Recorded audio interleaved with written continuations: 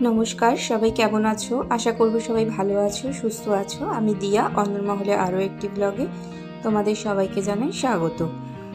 আর চারিপাশটা বেশ অন্যরকম দেখাচ্ছে না? আজকে আমি আমার বাড়িতে নই, আমি আসছি আমার বাবার বাড়িতে বেড়াতে। সকাল 7:30 থেকে বৃষ্টি নেমেছিল, তাই আকাশটা কিন্তু বেশ মেঘলা মেঘলা হয়ে রয়েছে। চারিদিকটা একটু ঠান্ডা হয়েছে, যা প্রচণ্ড গরম পড়েছিল তাতে আর পারা যাচ্ছিল না। তাই রাস্তাঘাট একটু ভিজে ভিজে আর ঠান্ডা ঠান্ডা একটা আবহাওয়া, তাই সকাল সকাল ছাদে চলে আসলাম। ভাবলাম তোমাদেরকে একটু ছাদটা ঘুরিয়ে দেখাই, তাই জন্যই ছাদে আসা।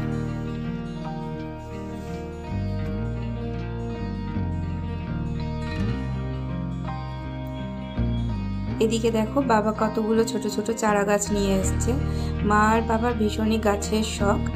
মার বিশেষ করে বাড়িতে এটা তুলসী মঞ্চ আমাদের, আর এখানে মা একটা লাউ গাছ লাগিয়েছে, তার পাশে আছে জবা ফুল গাছ। এটা অরেঞ্জ কালারের জবা হয়, একটু বড় বড়, আর তার পাশে এটা লাল, আর এই পাশে যেটা হয় এটা হয় পিঙ্ক কালারের, কিন্তু একটু ছোট ছোট, কিন্তু অনেকগুলো করে হয়। এখানে একটা শিউলি ফুল গাছ রয়েছে। দেখো বৃষ্টি পড়ে গাছগুলো কেমন সতেজ হয়ে উঠেছে, একদম সবুজ পাতা। আর এই গাছটা আমার মার বড্ড শখের একটা গাছ, লেবু গাছ। এই গাছটা বছরের কম বেশি লেবু তো দেয়, কিন্তু শীতের সময় না প্রচুর লেবু হয় গাছটার মধ্যে। এই গাছটা বেসিক্যালি শীতের সময় ফলনটা বেশি, গরমের সময় অল্প স্বল্প হয়। গাছটাতে প্রচুর ছোট বড় লেবু হয়েছে, ছোট্ট ছোট্ট অনেক কুড়ি এসছে। আর এপাশে রয়েছে একটা আম গাছ। এই গাছটার পাতাগুলো একদম সবুজ, ছোট ছোট সবে কচি পাতা বেরিয়েছে। চলো এবার যাব নিচে, নিচে গিয়ে জলখাবারটা খেয়ে নেব। এদিকে নয়নতারা ফুল গাছেও অনেকগুলো ফুল হয়েছে। চলো নিচে যাওয়া যাক। জলখাবার খাওয়া হয়ে গেছে। জলখাবারে মা করেছিল পরোটা আর আলুর দম। তারপরে মা এখানে দুপুরের জন্য রান্নাবান্না বসিয়ে দিয়েছে। এখানে তো বিশেষ কিছুই কাজ নেই, তাই মা রান্না করছে সেটাই তোমাদের দেখাচ্ছি। নিজের বাড়িতে যখন রান্না করি তখন নিজের করা রান্নাগুলো তোমাদের দেখাই, আজকে মা রান্না করছে সেটাই দেখাচ্ছি। মা এখানে শাক ভাজা করবে, তাই শাক ভাজার জন্য ফোড়ন দিয়ে দিয়েছে একটু পেঁয়াজ, একটু শুকনো লঙ্কা, একটু কালো জিরে। এটা মনে হয় নোটে শাক। হ্যাঁ, তো এর সাথে একটু বেগুনও দিয়ে দিয়েছে। এবার সবগুলোকে ভালো করে একটু ভেজে নেবে।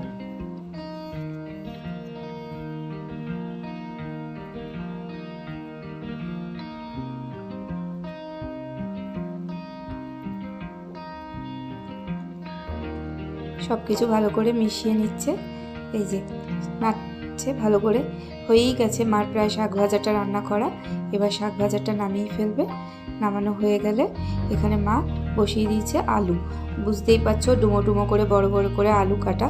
সুতরাং আজকে মাংস হবে, রবিবার তাই মাংস হবে। মা মাংসটাকেও ম্যারিনেট করে রেখে দিয়েছে।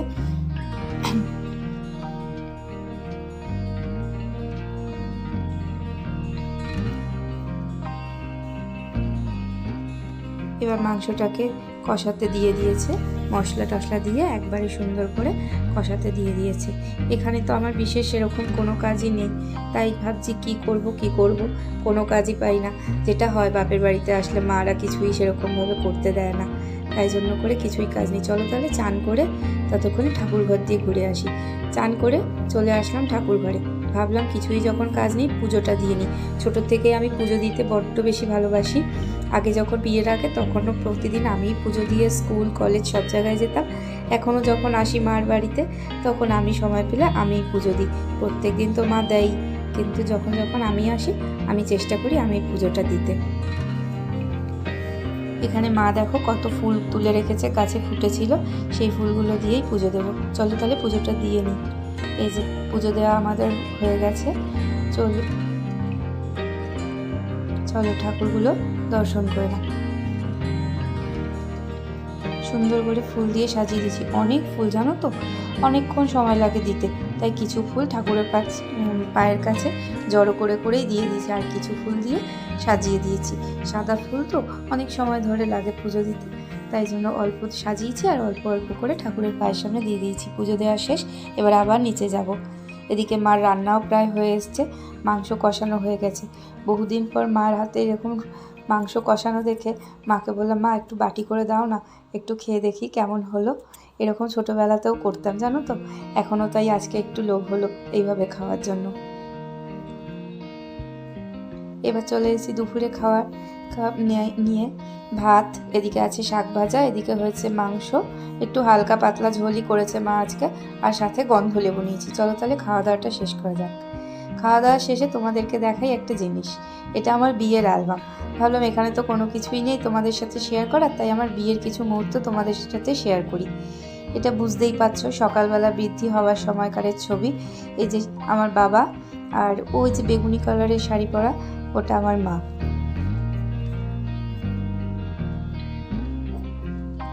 এখানে আরও কিছু ছবি রয়েছে।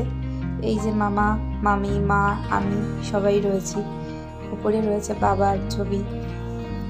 বেশ ভালো লাগে পুরনো এই ছবিগুলোকে মাঝে মধ্যে একটু উল্টে পাল্টে দেখতে।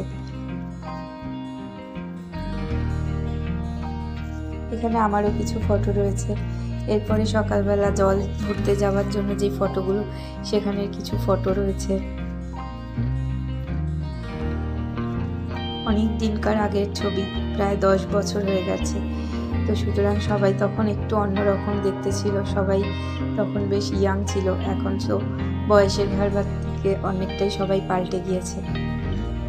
এখানে গায়ে হলুদ হচ্ছে আমার, সেই ছবিও রইল কিছু।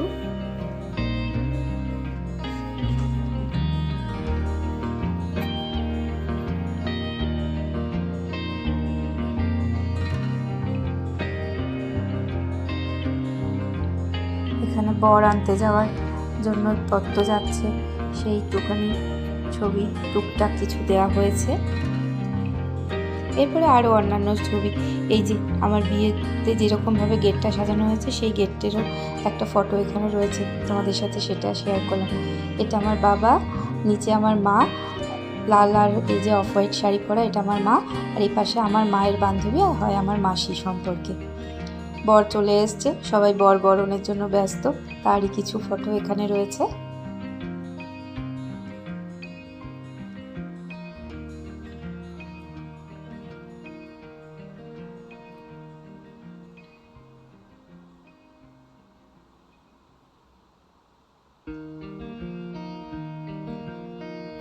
এছাড়াও টুকটাক বাবার বন্ধুদের সাথে, মা, মামি, মাসি, বাবা, মা সবার সাথে, বোনদের সাথে, এই সমস্ত টুকটাক সব ছবি। এখানে রয়েছে আমার মাসি, পিসি, দাদারা সবাই রয়েছে, বৌদিরা। এদিকে রয়েছে কিছু বোনদের ছবি, দিদা। এই যে ছোট্ট ছোট্ট দেখতে পাচ্ছ সবাই, এগুলো আমার দিদা হয় সম্পর্কে সবাই। এখানে বর বসে গেছে বিয়ের আসরে, বরের সাথে সেই দান পর্ব যেটা হয় সেটাই চলছে।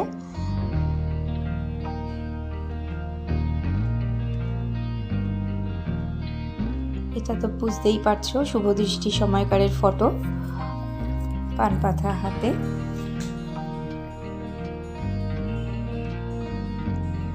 মালা বদলের কিছু ছবি রয়েছে এখানে।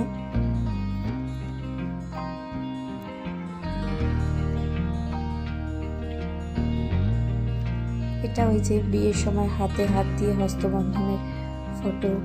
তারপরে এখানে রেজিস্ট্রি হয়েছিল, রেজিস্ট্রির কিছু ফটো রয়েছে।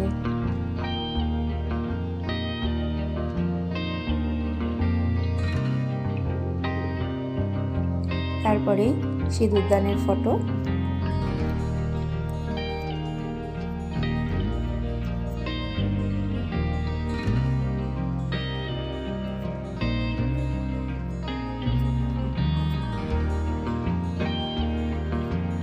বিয়ে কমপ্লিট, তারপরেই চলে আসা হয়েছে খাওয়া দাওয়া পর্বে। এটা হলো বিদায় সময়কারের কিছু ফটো রয়েছে এই পাশটাতে, আর ওটার এই পাশে রয়েছে আমার বৌভাতে যে গেছিল সবাই তত্ত্ব নিয়ে, তার কিছু ফটো। এটা হলো বৌভাতের সাজের ফটো। তোমরা কমেন্ট বক্সে জানিও কোন সাজটা বেটার হয়েছিল, বৌভাতের না বিয়ের। এরপরে আরও সব আমার ফটো রয়েছে, সব আত্মীয় স্বজনদের সাথে ফটো।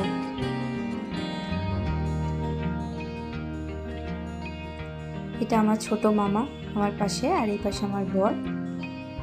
এখানে মামা, বাবা, দিদা, পিসি, পিসামশাই সবার ফটো রয়েছে।